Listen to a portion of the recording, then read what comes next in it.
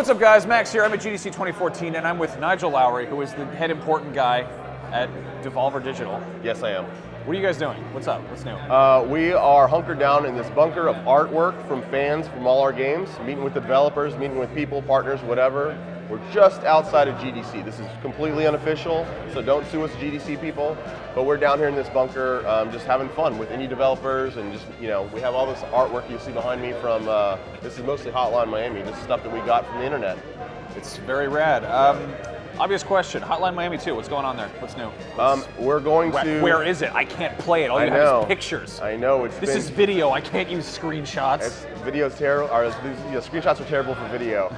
So it is, we were just in Sweden actually. We went and visited Jonathan and Dennis, and they showed us new hotness, and it blew our minds.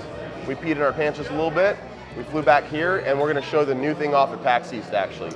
So far all they've seen is really what more or less is kind of similar to Hotline Miami 1, to be honest, what we've shown. What we're going to show at PAX East, and then in the trailer right before PAX East, is some new hotness, and really things that are going to change up the game quite a bit. It's going to come out this summer sometime on PC, PlayStation 4, and Vita.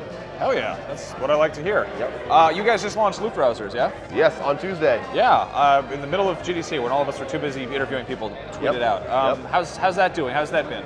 It was actually thrilling. We got up Tuesday morning. We're here at GDC. We're at the Phoenix Hotel over in the Tenderloin, dodging bullets, you know, and talking to homeless people. And then the game came out, 8s and 9s around the board, and we kind of freaked out. We're really excited. People are telling us like their favorite rouser they're using.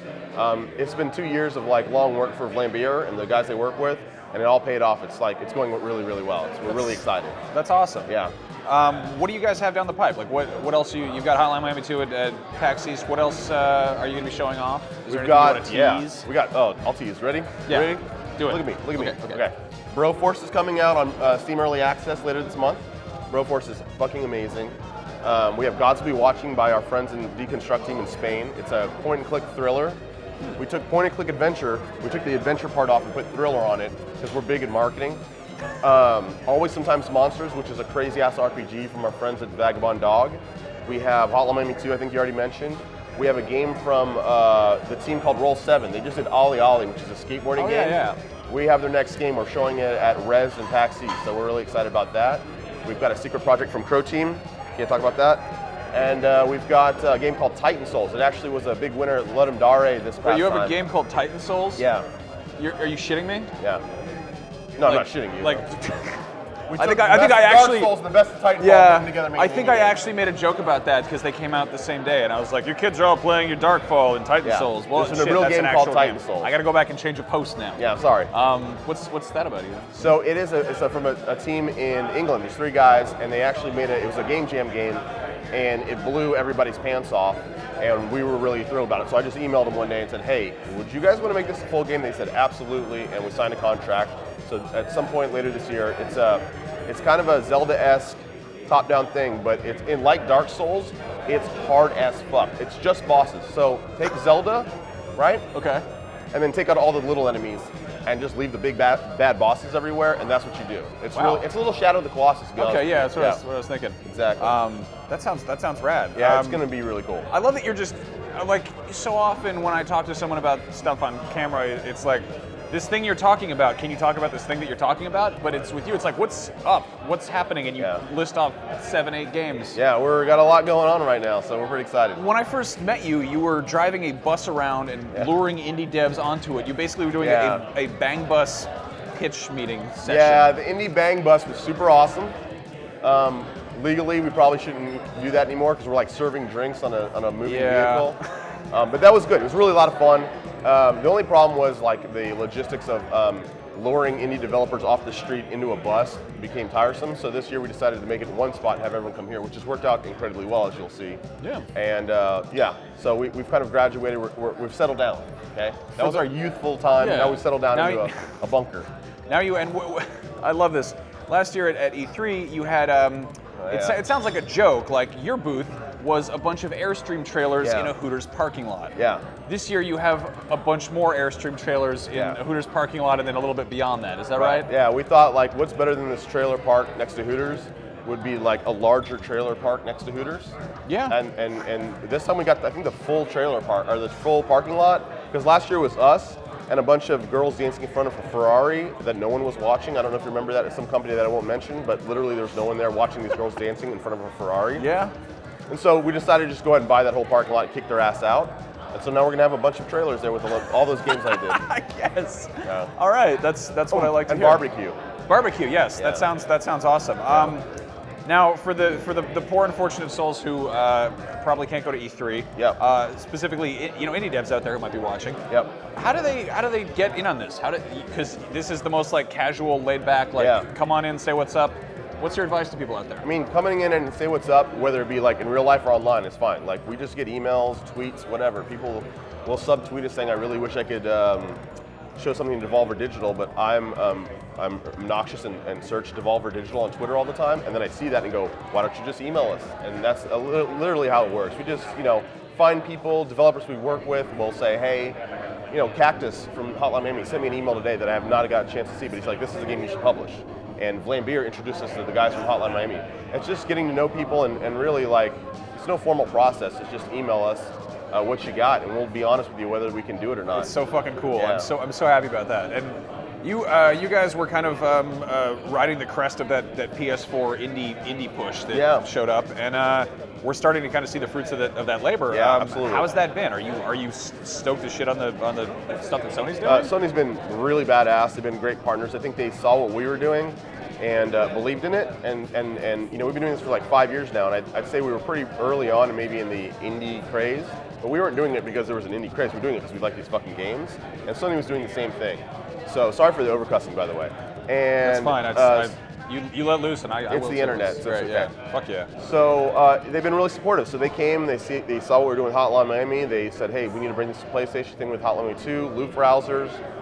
We're in talks right now with them on a couple of the other games that I just mentioned, and we might have some surprises at E3 with Sony. So we're really, I guess teasing a surprise is lame as shit, but they've been really great partners, and we really dig what they're doing. That's awesome.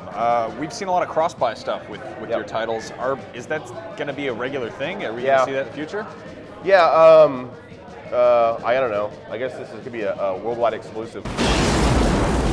We're going to bring Hotline Miami 1 to like PlayStation 4 just because we're going to do it. Oh. And because we've already worked on Hotline Miami 2 on PlayStation 4, so we're going to do that. And we're just going to keep it cross-buy because we feel that if the user has bought it on a platform, PlayStation platform, they have the rights to own it on Vita, on PlayStation 4, PlayStation 3. So if you already own it, you get to play on PlayStation 4.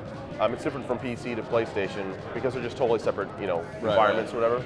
But yeah, the way we see it, so if you bought it, if you bought it on PlayStation, you should be able to play it on your Vita. I mean, that's what we want to do, right? Yeah. I want to be able to play a game and go, my wife wants to watch The Bachelor, and so I will go on my Vita in my bedroom and keep playing the same game. That's really rad. No offense to The Bachelor. Stupid ass, terrible topical question. Sony's Morpheus thing, and of course the ever popular Oculus Rift. Yeah. Do you see yourself getting involved in any of that stuff? Absolutely. We've seen a couple of Oculus Rift games while we were here. Mm-hmm. And to be quite honest with you, I had never really played an Oculus Rift game until yesterday. And I got really disoriented, and it was fucking cool as hell just to be able to look around. I mean, it was really great. We have Julie Hyde showing something right over there. I mean, this isn't even our game. We're just letting her post up in that space. There you go. I'm really excited for it. I'm really, we've been pitched, everyone's been pitched VR for the past. Yeah. I played some pterodactyl game when I was little that was VR, right? Yeah, that like game at sucks. David and Buster's. It was terrible, but we've seen VR for a long time. So I'm hoping that Sony and Oculus and Valve can push this through and make it actually happen. But I guess it remains for the consumer to actually buy in. So I think we'll probably wait until there's, it looks like that's really going to be a consumer thing that people are going to really get behind. But we've been seeing some cool games, and I for one am very excited. Awesome. Yeah. Here's a one. Devolver also does movies, yeah? Yeah. Do you have any involvement with that, or are you just strictly in the game? Very little. I mostly handle the game stuff. Mike Wilson does a lot of the film stuff, but he's been a filmmaker himself, really into the indie movie scene. And basically what we've been doing with games, clearly translates to what indie filmmakers need, because there's the big AAA movies, and indie filmmakers are left to basically fight for themselves and make a name for themselves, which obviously works. But at the same time, what if they had a partner like Devolver to make some noise about it, take them to shows, take them to events, take them to screenings, and set up screenings around the country, which we've been doing with Alamo Drafthouse in Austin, and just finding kind of cool movies that that deserve to be seen by a large audience. So it's just kind of taking what we're doing with games and doing it on films. That's rad. Wasn't there somebody doing a Kickstarter for like a Hotline Miami movie or something? Yes. What happened with that? Did you see I their don't ass think off? it made it. No. Put the smack down? Basically, Denatton was like, hey, you know, you're welcome to do it, because it was going to be technically a fan movie. But you know, they weren't going to officially endorse it because they had nothing to do with it. Yeah. But I don't think it made it. It's cool that you guys have that approach, you know? Yeah. You're not coming in and being like, that noise you made in that video matches our content claims. No, Stop I hate it. that. If anyone from YouTube is watching this, please stop doing that to Hotline Miami games or playthroughs. Okay, thank you. Fucking A. Nigel, it's always a pleasure talking with you. Is there anything you want to throw in there just to put it out there, or just any confessions? Let me see. Not really. Any hot leads for the journalism or whatever? I just gave you this Hotline Miami 1 coming to PlayStation 4. Isn't that enough for you, asshole?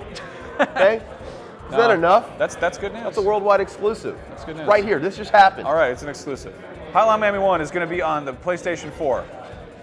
Thank you. All right. See you guys around. Thanks.